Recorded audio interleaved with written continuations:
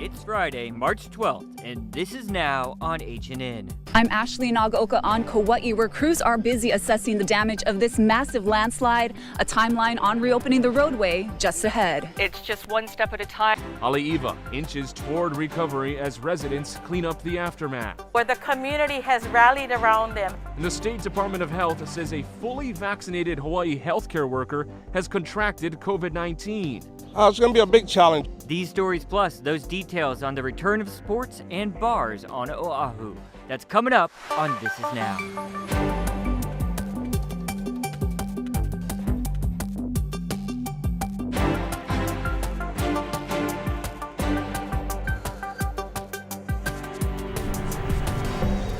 And welcome to This Is Now. The week of severe weather continues. Take a live look at Breneke's Beach on Kauai. Heavy rains battering parts of the state, triggering severe weather alerts. A flash flood warning has been issued for Kauai until 2 p.m. The National Weather Service has radar showing very heavy rainfall across southeast Kauai with rain rates of 2 to 3 inches per hour. Meanwhile, a flash flood watch has been extended for all islands until Saturday morning. And for our podcast listeners, that live video feed coming in from the beach, you really see the winds picked up as well, and some really nasty conditions out there. Wanted to pull up radar real fast. As you said, the line of storms that's triggered that flash flood warning is to the southeast of the Garden Isle. Looks like those red sails have moved well to the south, but I'm sure, as we just saw in that live picture, they're still getting a lot of action there. We have a lot more news to get to, right, Mark? Absolutely, and turning our attention to the Hanalei landslide that has blocked access to North Shore communities on Kauai, the State Department of Transportation says that under a best-case scenario, it would take at least 5 days to just partially clear some access on the roadway. Obviously, a big challenge ahead. And that's where Ashley is right now. Let's turn to her to get the very, very latest. We're here at the top of the landslide. The Hanalei Fire Station's right here, and here's where it happened. DOT officials say it's about 130 feet from this roadway to the bottom of Kuhio Highway, where all that debris and mud landed. So this is the extent of the 2018. Down below at that site, Mayor Derek Kawakami got to see the damage for himself. Seeing it in person is a lot different than seeing it on video footage and photographs, and I have to say optimistically, I think it's more important that I'm here with Ed and his team with DOT because they're very optimistic. Ed Sniffen, Deputy Director of DOT's Highways Division, says best case scenario, weather permitting, full construction of the highway could be completed in 3 months. We did an assessment of the slopes and the roadway, and everything appears to be in pretty good condition. So the next step is for us to start moving material.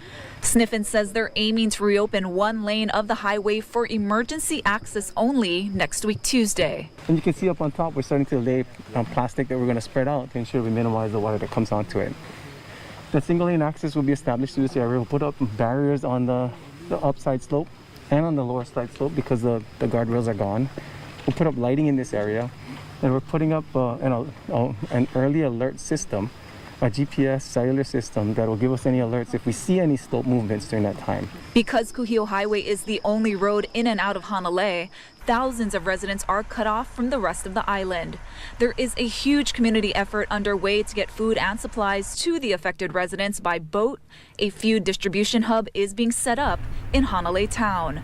Jonathan, back to you.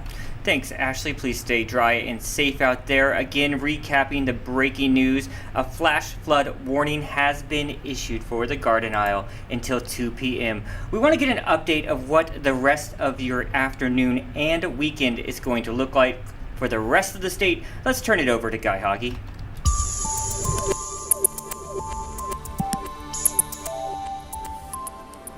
How's it on this Friday? Get ready for more wet weather. Even though you might head out the door with some sunshine today, all the ingredients are there for heavy rain, which could lead to more flooding. And we're talking across the state. That's because there's still abundant moisture from an upper level low and reinforcing moisture from a front. And that's going to keep the showers going for the next several days, although the heavy rain threat will ease up by tomorrow. So you can see still abundant moisture, some pop-up storms still coming up, especially over Kauai.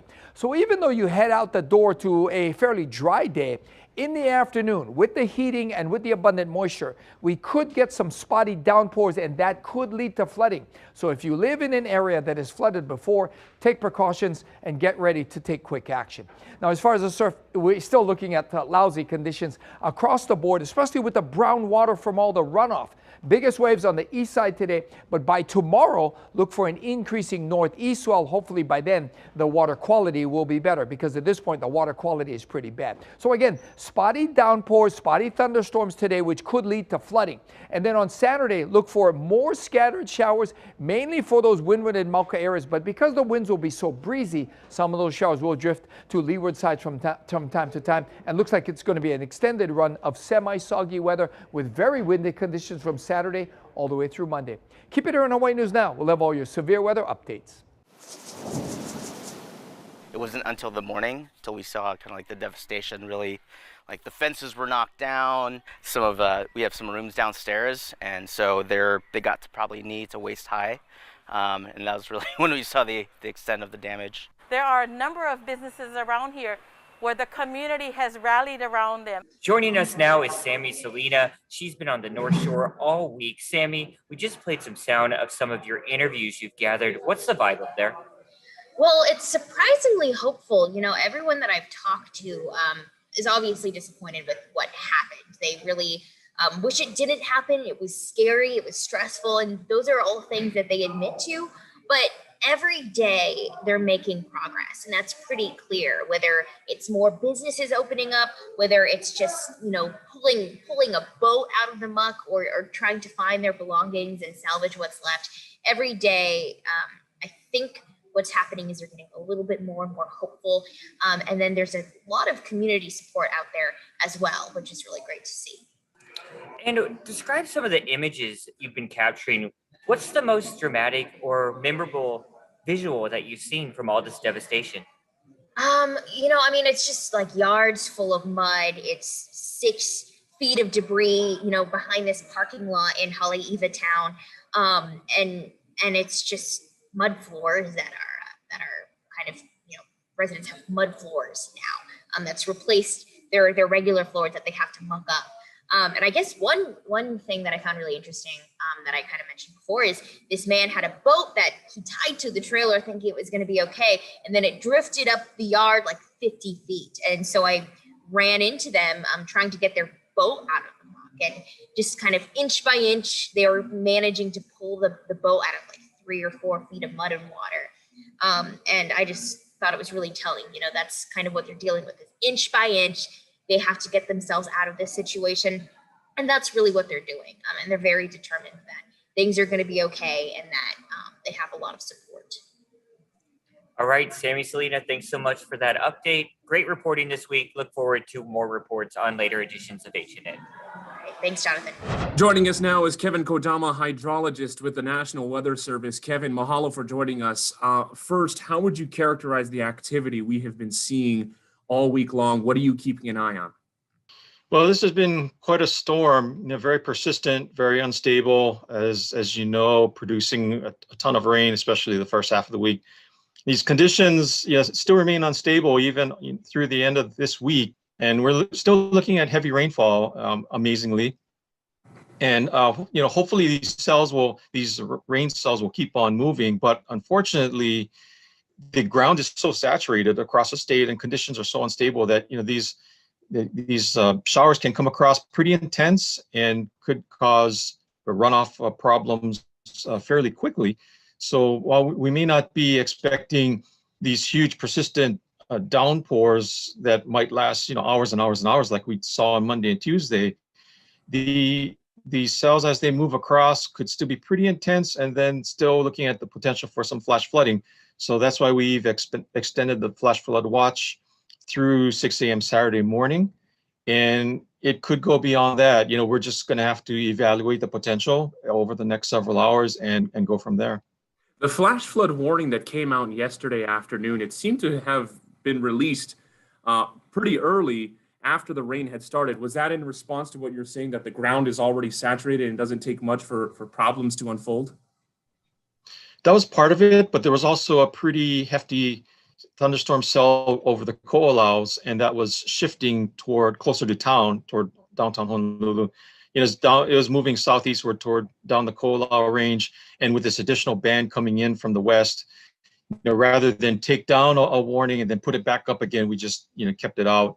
And fortunately, I call it fortunately, that band from the west really didn't do too much, at least not what we look like the potential could be there for in terms of flooding. So that's why we kept it up. Once that Ko'olau event kind of phased out, and then that band came in from the west, that one, it weakened too. So luckily we were able to take down the warning, and it didn't amount to too much. What are the forces in play that contribute to the intensity of what we're seeing from the systems? It's mainly a couple of things. One is just a lot of instability in the atmosphere. It's a pretty significant upper tropospheric disturbance. We call it a trough or a low pressure system aloft, just in the upper levels of the atmosphere, combined with moist conditions in the lower levels. So you can think of this enhanced moisture as being like using higher octane gas, and you combine that with the unstable conditions, and boom, you get a really intense rainfall. And so that's what's been in play. Another factor has also been pretty active jet stream aloft that's been giving it a little more boost. So if your home was flooded, there's a chance your standard homeowner's insurance won't cover the water damage. Flood insurance is usually separate, and experts tell us it's important to take video and photos of your property and household items before a disaster. Keep in mind, you can also look up your address in the Flood Hazard Assessment tool for Hawaii. We have a link to that and other flood resources on our website. With the heavy rain, cesspool companies are racing to meet the emergency demand. Jim Mendoza has more on that. Now that it had the green light, one of ABC Pumping Company's 3,200-gallon tanker trucks emptied its load of wastewater into the city's sewer system. We're just going to pick up the pieces and start from square one. It's the best we can do. During severe rain events, the city doesn't allow discharges into temporary stations, like this one at Pearl City, to protect the sewer system from being overwhelmed. So cesspool pumpers have been on hold. But in the meantime, houses are overflowing, cesspools are overflowing, neighborhoods are unsanitary because there's cesspool flowing out. Over the past few days, calls for emergency service poured in, but pumpers couldn't dump until the city gave the all clear. It's a balancing act. So they need to meet the needs of the public, but then at the same time, they need to take care of their plants. Gecko Enterprises is working on a backlog of emergency orders from all over the island. Other pumping companies are in the same situation. Everyone's super busy. I mean, no one can take on extra stuff because we're all busy. The state estimates there are about 11,000 cesspools on Oahu. If people really take care of their systems, they're going to fare much better in these kind of emergencies. Gecko says it will take a couple of weeks to get through all of its emergency orders. Like all cesspool pumping companies, it's working as fast as it can. In Mendoza, Hawaii News Now. Youth and adult sports are back on the calendar. Casey Lund joins us to break down the details. This is a big step forward when we talk about reopening the city and county of Honolulu. A lot of people, especially our young people, are very excited that youth sports will resume on April 12th. Adult sport leagues will resume the following week on April 19th. Now, there will be restrictions in place. You have to wear a face covering, a mask, when you're participating in those sports, and there will be no spectators. The city and county really wants to discourage people from big gatherings, potlucks and things like that. Even parents coming to the games will not be allowed. Now, I talked to sports program directors as well as coaches this morning about how this will all look. 100% think that we are in the right position to come back to sports. These kids have been waiting for so long. It's been, over the top and beyond, happiness for these kids to finally have an answer and being able to come back and play again. Where most people maybe will have hang-ups is the no spectators aspect of this. What are the kind of conversations that you're having with parents about how this is going to work? I mean, it's going to be a challenge. It's going to be a big challenge. At the outdoor courts where we are, we have a lot of space, but the one question a coach actually asked me, do we have to sit in our cars? Yeah. or do we social distance under the trees, or can we keep the parents off the court, which they never have come to the court. So we have to fix that. The city's director of Parks and Recreation, Laura Thielen, says it will take everyone's patience and understanding to bring back sports safely. We phrased our permits to be aligned to the Department of Health guidelines, and as they change, it gives us the flexibility to change those permit requirements as well. So yes, what has been happening nationally, no spectators, which means no people on the sidelines. Parents should drop their kids off for practice or games, and then go back to their cars if they want to watch from the cars. I understand in some places, they're honking for the kids, and in other places they're taking a well-deserved break because everyone's been home together, and it might be nice for them to, head off and grab a cup of coffee and then come back to the field to pick the kids up.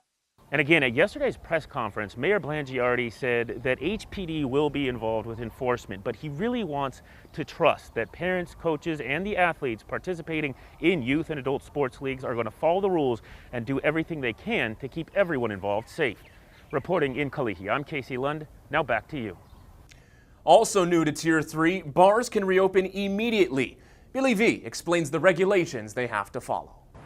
Thank you very much. We're here at Nu'uanu and Merchant Street. We're kind of in between districts because you've got Financial District behind me, you've got Chinatown just that way, and of course the Arts District, which is just Mauka on Nu'uanu Avenue. O'Toole's over here, this one is closed. When I asked Bill Comerford, will you reopen, he was not sure if he would be doing so. There are too many unknowns at this point. Everybody's calling me, are you open? I said, no, I'm not. I cannot open, I don't have a staff. I don't have the means to do it.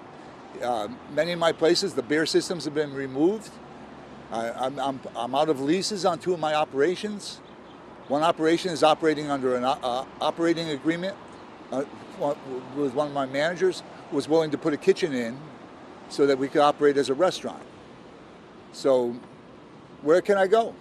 I have no idea. Right now I'm just waiting and waiting and waiting. There's a little bit of a jump start because the announcement was made and a lot of the bar owners weren't ready. So Bill Comerford from O'Toole says he's talked to some of the other bar owners who are going to be a little delayed. Maybe after this weekend, they'll be able to open because they've got to go ahead, go in, clean, prepare, make sure that their employees are briefed and prepared. So once again, bars allowed to reopen and up till midnight, not until 10 o'clock like before. So if you need the full details on everything that is included in what Mayor Rick Blangiardi said yesterday, go to our website at hawaiinewsnow.com. We'll send it back to you.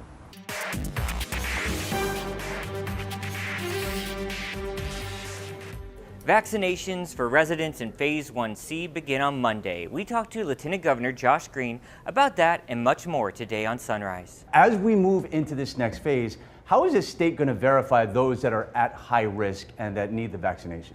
Well, so as we start 1C, we now move into the 65 to 69-year-old category. So that's very easy to verify. Of course, that's just based on age and people showing their ID. Beyond that, I need to be very specific. The people with severe chronic disease from age 16 to 64 will also be able to right away get vaccinated. That's individuals who have oxygen dependence from heart or lung problems, who have chemotherapy because of a cancer, or if they're on dialysis. Those are the 3 healthcare considerations that people should be allowed to get vaccinated for right off the bat. Then we'll move deeper into that 500,000 people in 1C. There are obviously a lot of people that want these vaccinations, so I think there's concern as to how you verify that. Do they need documentation when they come? Are they going to be screened when they get to the sites? Well, we trust people to, although some have jumped the line, but very few, we trust people to be honorable about this. Those individuals with those severe health conditions need to go first, plus our kupuna. So I don't think we'll be asking people to go and quickly grab a note from their healthcare provider, but we will ask people to be honest about those 3 very necessary conditions to get vaccinated. And for the most part, it's pretty obvious if you are one of those people or if you're not, right? It is. Well, the oxygen dependence, of course, people who are on dialysis go 3 times a week, and individuals with cancer, people aren't going to lie about that. So that's kind of bad juju, as we would say and talked about before. Yeah, you don't want the bachi from that. We always know it's possible. I mean, we've said this before, the vaccine isn't 100% effective, but at the same time, when you hear the story, there's cause for concern. A fully vaccinated person traveled to the mainland, came back, tested positive for this. No symptoms though, but at the same time, what do we know about this person, this patient, and how concerning is it for the rest of us? It's actually par for the course. The vaccinations are extraordinarily effective, but even the Moderna and Pfizer vaccines are only 94.5 to 95% effective. So that means 1 out of 20 people won't get full immunity and could catch COVID. It's why we ask people to still wear their masks, and we want to continue that practice. But 1 out of 20 could catch COVID. The good news is, if you've been vaccinated with any of the 3 vaccines that are available in America, and you were to catch COVID or get COVID in some way, the illness is really constrained. It's been very mild for those who have been vaccinated. So you get the benefit either of totally preventing it or mild illness. So does this affect your vaccine passport plan at all? It doesn't actually. When we look at the vaccine passport plan, it's because of a global health benefit. It's not one by one by one. What we want to do is prevent spread across society. We're talking about Hawaii doing over 900,000 people getting full immunity, and across the country, probably 240 million people. So these are huge public health lifts, but the premise of some kind of screen or vaccine passport is to prevent an outbreak again. We got word yesterday, and we all did, that restrictions are easing now. Bars are going to be back. Do you have any concerns about that? I do. I always have concerns about anyone being in very close proximity. So if people do go to bars, or same thing for restaurants, please do what you can to socially distance still. Please don't get totally sloshed, because then you'll end up, hugging and kissing people too often and adding risk. But in general, we do want to restore business. We want to restore normalcy. Just be really careful. No matter what the tiers are, still be careful as far as social distancing and mask wearing goes. And we just got some breaking news, right, Mark? Yeah, moments ago, the latest numbers from the State Department of Health. The state reports 66 new COVID cases today, 1 additional death. We'll have a full county-by-county breakdown of the infections on our website, hawaiinewsnow.com. And keep in mind, we continue to monitor the weather out there. Get the latest information on your H&N weather app. Please download that. You can get this radar right there. You guys, we want to switch gears just a little bit now, because things are changing here at H&N, and we're going to turn it over to Lacey Denise with those details. Okay, you guys, it's a bittersweet day, but also exciting. Let's take our last walk into the Hawaii News Now studio. We will be moving out of here. It will be demolished. We already have some of the tools here ready to go, and we will actually be getting ready to welcome in a brand new, more bright studio. We can't share all the details with you just yet, but we'll be unveiling it more in the weeks to come.